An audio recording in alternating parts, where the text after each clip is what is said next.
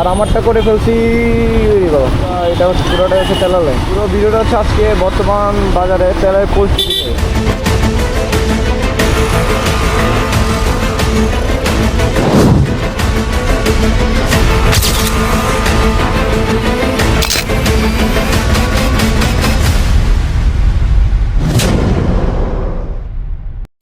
তো আসসালামু আলাইকুম এভরিওয়ান, কেমন আছেন সবাই? তো আশা করি আপনারা সবাই ভালো আছেন। ব্রেক করছিল, আচ্ছা এখন কথা বলতেছি এটাতে।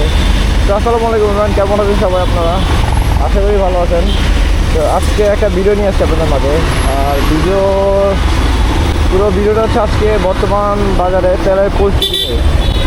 মানে কী পরিমাণ তেল যে সংকট না, তেল হচ্ছে সংকটটা আমরা করে ফেলি। যাই হোক, আপনাদেরকে সিরিয়াল দেখাই অবস্থা। গাড়ি ঘুরাবে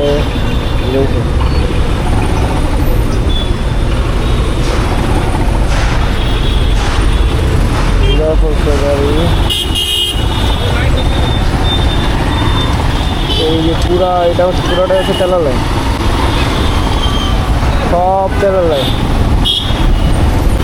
আর আমারটা করে ফেলছি। বাবা, কী ব্যাপার, হঠাৎ আজকে এমন যাচ্ছে কেন? আচ্ছা, কথা পরে বলি, আগে দেখাই নি আপনাদেরকে। সিরিয়াল হচ্ছে তেলে, এক সিরিয়াল। আর আমি কালকে রাত্রে ভরে গেছি, আমার তেল এখনও ফুল। কালকে রাত্রে আমি ভর্তি, আমার সাথে 3-4টা ফ্রেন্ড করতে, আমি আমার পুরা ভরা সিরিয়াল। আর সিরিয়াল, লক্ষণ সিরিয়াল।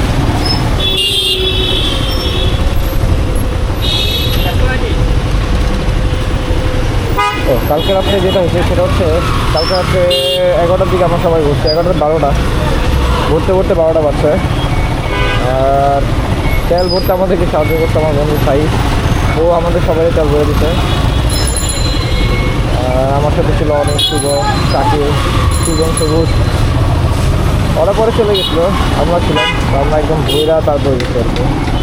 এই যে কী অবস্থা, বাজে একটা অবস্থা। তেলের সংকট না, আমরা আসলে তেলের সংকট চলাই দিই।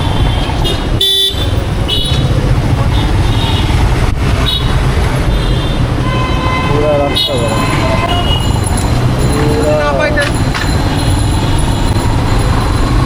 এর মধ্যে আমরা যখন কালকে বসছি এরপরই তেলটা চলে গেছে, মানে তেল শেষ হয়ে গেছে। সকাল ভালো যে আমরা তেল পাইছিলাম, তাহলে সেই তেল আর পাওয়া হইতো না আমাদের। মূল কথা হচ্ছে যে মানে মধ্যপ্রাচ্য জুড়ে যুদ্ধ ছড়িয়ে পড়ায় মানে বৈদেশিক জ্বালানির বাজারে কী পরিমাণ অস্থিরতা চলতেছে। আর এখন তো মনে হয়, আগে তো ভরতে হচ্ছে, মানে এত সিরিয়াল দেওয়ার পর হচ্ছে আপনি 200 টাকা বা 250 টাকা তেল ভরতে পারবেন। আর এখন হচ্ছে আপনি ফুল চাইলে ফুল করতে পারবেন। আর এই পাম্পে মেবি 500 টাকা করে, সর্বোচ্চ 500 টাকা তেল ভরতে পারবেন, এর উপরে ভরতে পারবেন না।